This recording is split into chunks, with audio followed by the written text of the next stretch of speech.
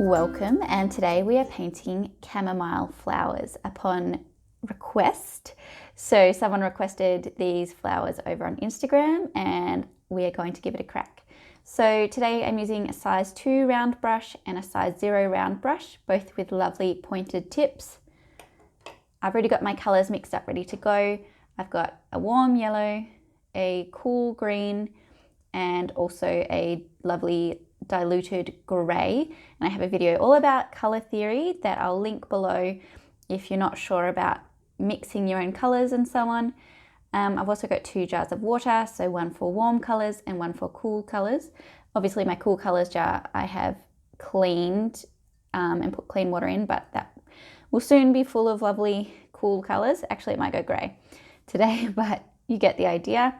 I've got my watercolour sketchbook with a clip just to keep the pages lovely and flat, and my ceramic paint palette, which is brand new, and I will pop a link to that below as well. So before we begin, I want to actually show you a couple of brush strokes that you'll want to know and be comfortable with before we paint these flowers. And I do teach these also in my brushstrokes tutorial, which I'll link below. So if you haven't watched that tutorial and done the activity, I really recommend that you do, and it will help give you so much confidence painting.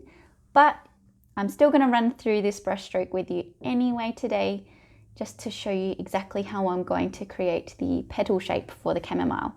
So I'm using a grey because chamomile leaves are obviously white, but painting white onto white paper doesn't really work with watercolour. So we're going to use a grey.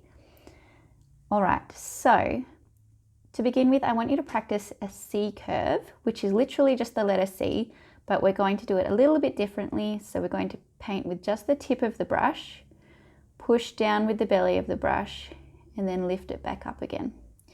And you'll see that we've got these tapered ends, and this is a compound brush stroke because we've started with the tip of the brush, pushed down with the belly of the brush, and lifted back up again. So I'll show you once again. We're going to want to create this lovely shape. So use the tip of the brush to begin with, the belly of the brush, and lift back up to create another tip. So that's the shape we're going to be using for the petals. So I'll show you a full petal so that you can see it in action using the tip of the brush, the belly of the brush, and the tip of the brush. And then to finish the other side of the petal, I'm doing another C curve mirroring it, but just with the tip of the brush. You'll see that you then end up with a really thick line on one side and a thin line on the other, and that sort of gives you the shadow effect as well of the side of the petal. So that's how we're going to allude to these white petals, by actually highlighting kind of the edge of the petal rather than painting the whole thing. So we're using grey for that. All right, you might want to fill a page practicing those petal shapes. I'll show you my practice page just so that you can see that it's completely normal to need to practice over and over again, practicing the shapes and adjusting the amount of paint on the brush and all those sorts of things. Practicing is awesome and mess is awesome. So please, I just don't want you to think that I just whip these things up and they're perfect straight away. Well, perfect doesn't exist anyway, but I have to practice a lot as well, is what I'm saying. So I'm grabbing my yellow on my brush, getting lots of color there, but I'm also making sure it's still kind of diluted so it's not too concentrated on my brush, testing it out. All right, so I'm going to paint the stamen of my flower. I can tell from looking that my brush is actually a little dry, so I'm adding some more water. It's a fine line getting the right amount of water on your brush because you don't want it sopping wet, but you don't want it too dry either. So I'm just dabbing a little excess off, and now I'm ready to go. So to paint the stamen of the flower, to begin with, I'm painting just a brush stroke in a straight kind of line, but using our compound technique. And to make it a little rounder like the stamen of a chamomile flower, I'm actually adding a C curve as well. And this is quite large. I'm painting it a bit bigger just so that you can see. So you might want to use a smaller brush to create smaller, more dainty flowers. So I'll now paint the petals for you. I'm working while the stamen is still wet and the petal paint is going to be wet as well. So if my petals touch the stamen, the paint will bleed and go into the paint, the yellow paint. So you might want to be careful or potentially wait until your stamen is dry to give this a go, but I'm fairly confident, so I'm going to work while my stamen is still wet. So for whatever reason, I always feel like I need to start in the middle here, but you could start with your petals over here and work your way around, or work your way that way, whatever floats your boat. So don't feel like you have to do exactly what I do. So I've got plenty of my grey, that's lovely and diluted, on my brush, and I'm going to do this petal again. So using just the tip of the brush, pushing down with the belly of the brush and lifting back up, and then a thin line mirroring that. I'll work my way around the flower. My hands are a little shaky today because I had too much coffee, I think.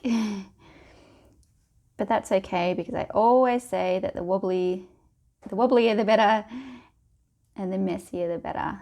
All right, so I've gone a little bit, rogue and off script and just done a random bit over here, but I've just used the tip of the brush to create a petal kind of in the background. And now I'm going to work my way back over here. And as I said, you can start in any direction. I do not know why I do it the way that I do, but I just feel like I need to start in the middle. All right, and another brush stroke. There, a lovely C curve. This one's ended up really thick. Doesn't matter. I feel like I need to rotate my page a little to be more comfortable. Hopefully I'm still on screen. Repeating that same process. There we go. And I've actually gone from small through to big, so that's okay. It all takes practice and no one else will notice anyway. So I'm going to do this again a few times. I'm going to speed it up so you can watch the process. And then towards the end of the tutorial, I'll slow the video back down again so you can see how I do the stems and leaves as well.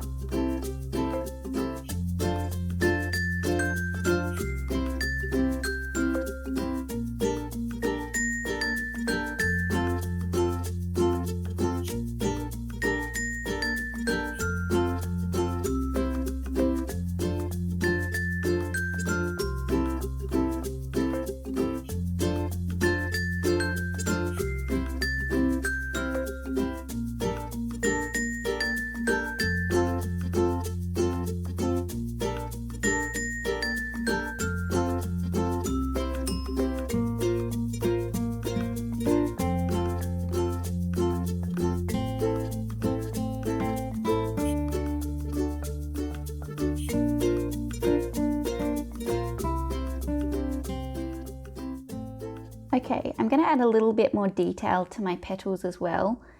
So I'm just going to do that by adding, just with the tip of my brush, some little brush strokes just with the tip of the brush, working my way up the petals, mostly just from the stamen out, not going the whole way up the petal, maybe just sort of halfway or even just a third, just very messy. They can be hitting each other. They can even touch the stamen a little bit if it's not too wet, not too full of paint, just to bring some of that color, that yellow through, which you can see that the yellow has actually hit the gray here and has bled up into the petal a little bit as well, which is all fine. So I'm grabbing some more gray, and I'm actually going to get a little bit more gray on my paint brush again and add a little more detail along the sides of the petals as well, just to add a little more depth, because watercolor tends to dry lighter. So if you're painting with a really light color, it's going to be even lighter again once it dries on the page. But I didn't want to go in too dark with my gray in case I made it too intense. So it's a really fine balance, and I'm pretty sure I say this all the time. I must really sound like a broken record, but it's all trial and error, and you've got to work out what works for you. Okay, so now I'm going to add some green to my page for the stem. I'm actually going to I'm going to activate my paint just by adding some more water. And then I'm going to move down to a smaller brush. There we go. Clean that off in the cool water jar. Wet my brush before I begin. I'm actually going to turn this around so you can see. And I put my thumb in the yellow. Okay, so I'm just using the tip of the brush now for this. And I'm going to paint a really thin stem using the tip of the brush. Grab a little more paint to create our dainty leaves. So to do that, and I'll talk you through it again as I do it for the next few flowers, using just the tip of the brush to create a little leaf sort of coming off. It's just one brush stroke, and then little messy brush strokes coming off that as well. And as I said earlier, I've made these flowers kind of huge so that you can see them on screen. But you might want to paint the whole thing with a size 0 brush if you wanted to make them all really tiny and a bit more to scale. Dabbing in a little bit more green using our wet on wet technique. And I'm working quite quickly, very messy, which is all fine. Using the tip of the brush, going in actually behind another one of these flowers. I might have them coming off the same stem, in fact. Have a leaf here that goes behind. So you can add a bit of depth in that way as well. By having some of the flowers in front and some behind. And then to finish off, I'm going to grab some more of my yellow on my little brush and do some detail on the stamen just by adding some yellow dots, which you'll need the stamen to be quite dry for this to work, otherwise you'll just end up with a blob, and hopefully mine's dry enough for it to be effective. So I'm using my yellow on my brush, just the tip of the brush, and doing some blobby dots around the stamen. And I'm working my way around kind of the edge of the stamen and not going into the middle so much. And I think I've actually got a bit of fluff on my brush, which I've just popped over there onto my cloth. Keeping it very real here today.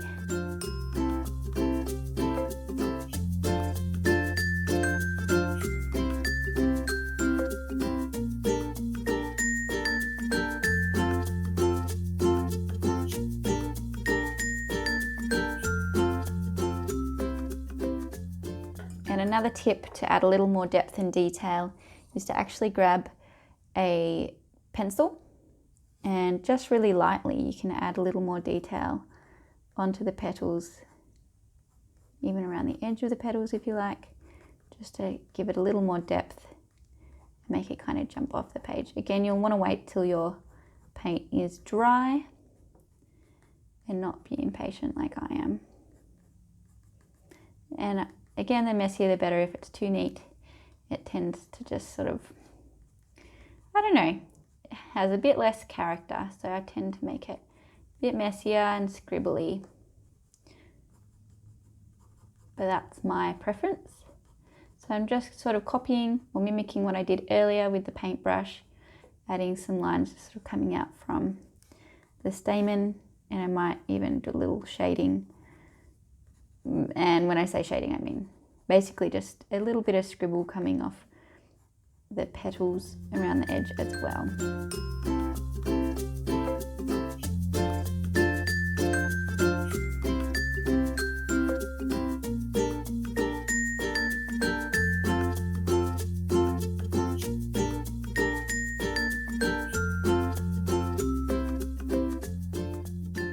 And there we go, we have lovely whimsical chamomile flowers, and you can choose to add the pencil or not add the pencil, whatever you like. You might want to go in and add a little more detail with your green after it's all dry as well. And if you're wanting to learn a little bit more, or actually a lot more, about watercolor painting and gaining confidence with it and relaxing and just creating something for yourself, I have a brand new watercolor online course, and it is coming out on the 25th of July 2020. I'm going to put the link to, depending when you're watching this, either the waitlist or the link to enroll in the video subscription. So you should definitely check it out if you're wanting to gain confidence with watercolor and to make time for yourself to just relax and do something creative for yourself. So check it out. And if you enjoyed this tutorial, make sure that you like it, share it with your friends that you think might like it as well, and also subscribe if you haven't already, because I have new videos that come out every Tuesday. Enjoy.